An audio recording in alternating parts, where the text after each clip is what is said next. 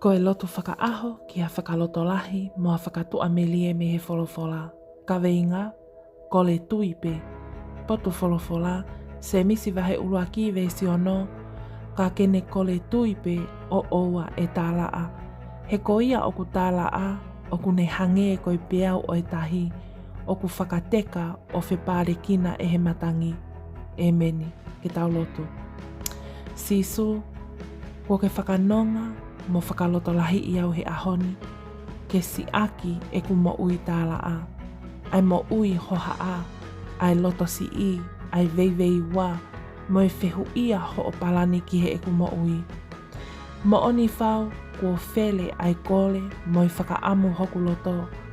Ka kou toki whakatoka ngai hake he ahoni, o kua tui nai ki ai. Pea tā koe uhinga pe e ku tālaa, o hange koe peau o e tahi, a ene whepare kina he matangi. Koe uhi pe, ko e ku kore, ka i kai pe te utui ki ai. Whawheta i sisu ko ke ominonga omi ai whakatua merie maaku he ahoni. Pea koe pole ia maaku, o au ki he ngataanga o e ku moui, ke kore tui pe, he te ke whakaai e ku ngahi fie mau, mo e whakaamu kutoa pe. Kore tui pe, i hohua whape sisu kalaisi, ko koe hoku whakamoui, e meni. Whakamaloat ke te koe, o ku ke kau mai ke talotu hufia he hawani.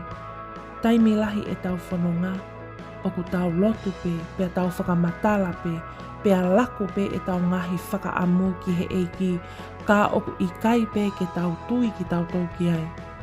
Koe whakaamu ia ai eiki ma ki tau tau ka karistiane, lotu, pea ke kore ki he eiki, pea ke tui foki ki ai, tui e whakahoko ho o kore, ho o visone, ho o taleni ti, ho o whakaamu ki hao whaamiri he kahau, ha fua ho manawa, hape mea oku ke kore, kore tui pe, tene foaki, pea tene tari lotu maau. Thank you to you all who have joined and subscribed to this channel. If you're new here, welcome. Don't forget to subscribe. That way you're kept up to date on daily prayers of hope and encouragement from the Bible. Thank you and God bless.